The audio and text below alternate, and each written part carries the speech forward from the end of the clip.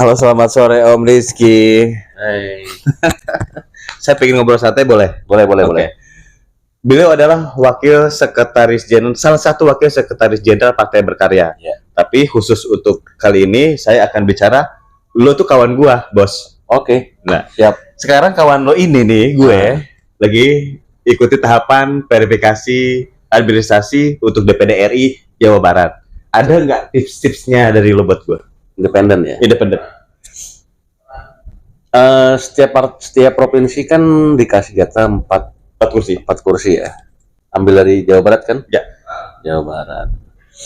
Tips untuk apa nih? Tips pemenangan atau tips lolos administrasi atau lolos verifikasi?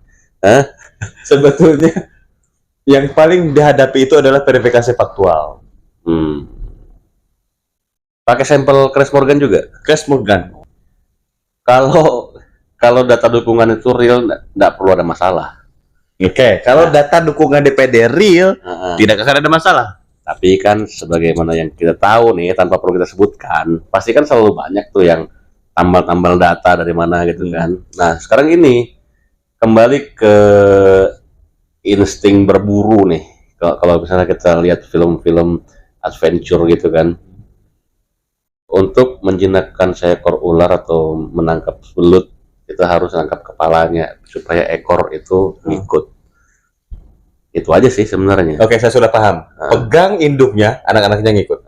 Oke. Itulah yang jadi pikiran saya. Bagaimana saya bisa lolos verifikasi faktual. Kalau administrasi kan lagi diolah. Ya, itu. Jadi untuk faktual juga sama. Jadi setiap desa itu ada kepalanya kan, kepala desa. Sowan ke sana segala macam. Tapi yang penting gini sih, sebenarnya itu harusnya dijadikan strategi untuk melakukan administrasi juga. Kalau misalnya ternyata data yang ditarik serabutan itu tersebar di ribuan desa. Nah, riwah ya? Riwah, makanya. Ini saya baca dikit ya. Karena beliau adalah yang ngomong sih, ngomong aja lu teman gua kok. Iya. Cuma memang lu sekalian wakil sekretaris jenderal Partai Berkarya. Saya bukan orang partai, tapi memang berteman. Itu udah fair, semua udah paham. Jadi memang betul bahwa hari ini di silon saya itu hanya ada 28, 29, 30 desa. Mantap itu. 30 desa se-Jawa Barat yang dukung saya hari ini. Dan nggak ada yang tahu desa mana aja. Jadi bukan berarti sekian kabupaten kota atau sekian ratus kecamatan. Oh, itu ribuan nanti. Wah, 30 desa. 30 desa doang yang ada di Jawa Barat. Jadi gini, kalau misalnya kita itu namanya gini ya, segmentasi market kalau bahasa konsultannya itu kan. Kita ambil sampling ya, ambil titik masa ya dari apa yang bisa kita kendalikan. Yes. Jangan asal cabut, DPD tolong bantuin gua nih, apa namanya, dari kabupaten kota nih, bantuin carikan 1000 atau 2000 KTP. Munculnya ternyata dari 500 desa di situ, pusing bos. Itu tahap pertama saya karena minta bantuan ke teman-teman, saya mau nyalon DPD. Akhirnya ada sekitar, saya hitung terakhir ini sekitar 400 desa.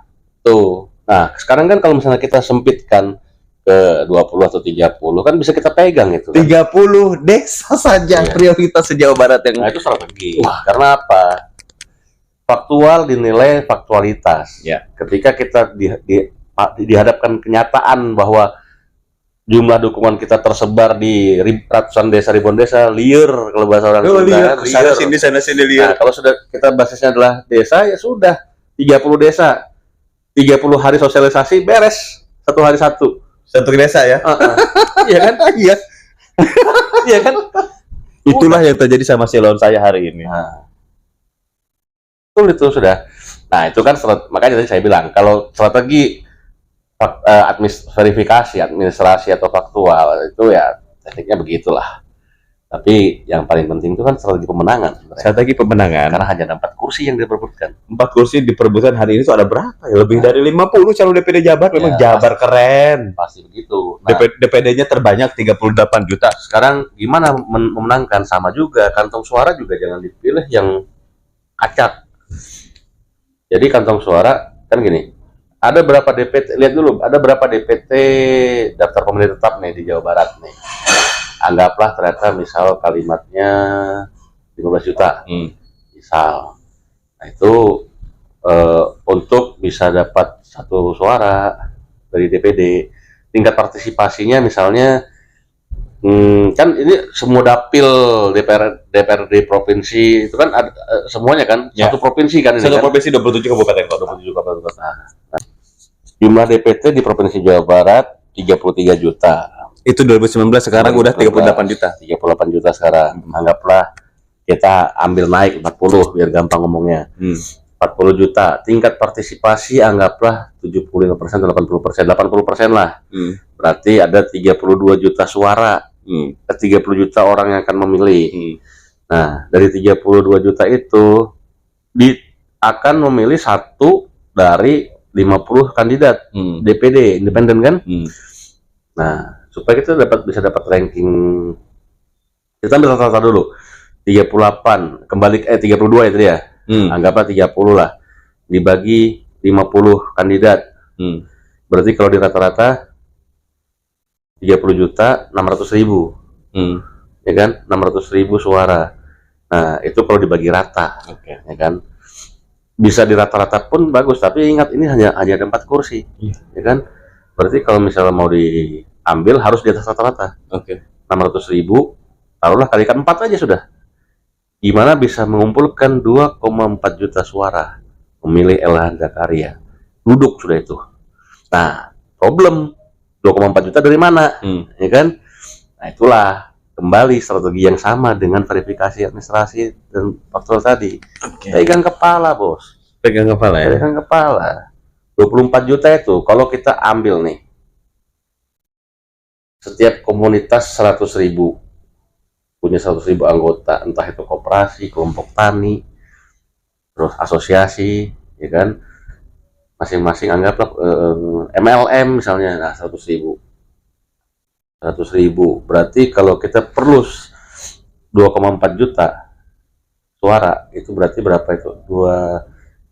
Perlu 24 komunitas. Debat komunitas. Sangat luar biasa sekali. Dan saya tidak akan menyebutkan, tadi saya sudah sebutkan bahwa hanya 30 desa se-Jawa Barat yang menjadikan tiket saya sebagai bakal calon DPD RI untuk Jawa Barat. Dan saya tidak akan menyebutkan desa mana saja. Ya. Nah, sekarang sama. Untuk pemenangan, pegang kepala, ekor akan ngikut. Itu kepala desa yang saya pegang pasti. Saya kasih program-program terbaik itu.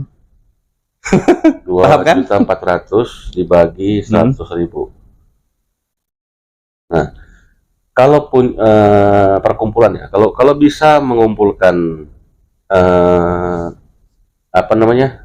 kelompok massa, ormas atau segala macam yang punya anggota 100.000 orang, itu hanya perlu megang 24 kepala ormas yang isinya ya, 100.000 orang. Nah, itu kalau mau campaign secara tertutup ya, artinya hanya 24 kantong karakter suara kan gitu kan. Tapi kalau ke publik ya bisa jauh lebih banyak gitu kan. Saya sudah sangat paham karena ada sama-sama pemikiran, dan saya harus buka bahwa saudaraku Rizky Prihanto ini adalah IT, dan saya juga ngikut beliau. Jadi ketika saya menjadikan beliau salah satu penasehat pembimbing saya dalam pemenangan untuk ke depan, bahkan untuk menghadapi verifikasi, itu udah jadi sewajarnya. Maka dari itu kita memang terpisah. Beliau masih di Partai Berkarya dan menjadi salah satu wakil sekretaris jenderal, sementara saya sekarang sudah lepas, tidak berpartai.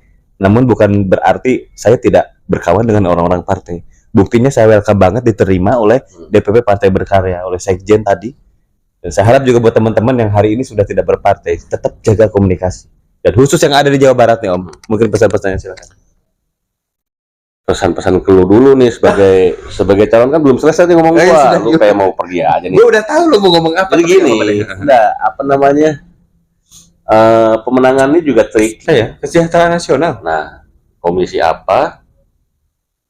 Jadi lu jangan berbuih menjual janji yang nanti tidak akan lu perjuangkan. Oke. Kalau gitu saya sudah tangkap, saya akan sampaikan. Saya hanya akan memajukan petani, nelayan, peternak, pekerja UMKM, dan pengusaha independen lainnya. Yang pertama, bahwa dari kementerian, mohon izin, mohon maaf banget, informasi itu tidak langsung sampai ke mereka.